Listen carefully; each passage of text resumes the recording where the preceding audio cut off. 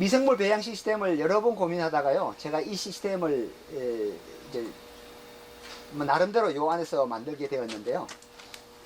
자, 한번 볼까요? 부직포 일단 덮었는데, 선생님은 돼지꼬리는 돼지꼬리인데 옆에 또 이렇게 뭐 온도 이걸 새로 만드셨네요? 네, 온도 센서기를 하나 달았습니다. 온도 센서기를 하나 달아서 적어도 물을 가온하는 데 있어서의 애로사항은 완전히 해결했다. 아니, 이렇게. 그냥 편하게 생각을 하면은 돼지꼬리 32도로 맞춰놓으면 되는 거잖아요. 근데 뭐가 문제였어요? 돼지꼬리 고장률이 뭐 그동안 하면서 한 6개, 7개를 제가 이렇게 파손시킨 것 같아요.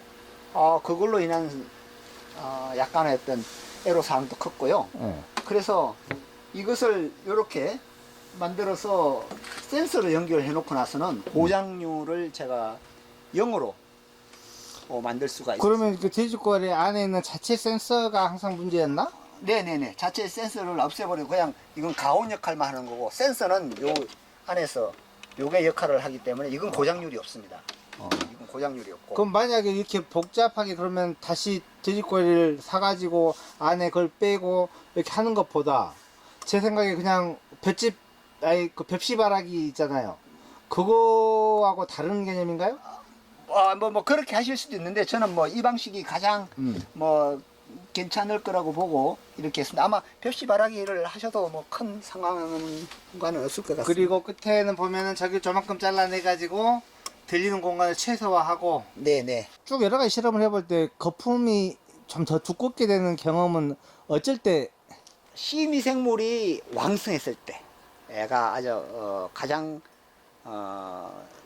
배양 성공률도 높고 배양의 어떤 정도도 배양력도 상당히 커지는 것 같습니다. 선생님이 생각하실 때 미생물이 배양이 잘 됐다라고 하는 그 기준은 뭐예요? 첫 번째는 거품의 크기, 깊이. 거품이 크기와 두께. 꽉 차는 정도가 아니고 거품이 많아서 완전히 막 위로 덮을 정도로 거품이 커야 되고. 그 보통 우리가 하면 그렇게 안 되잖아요.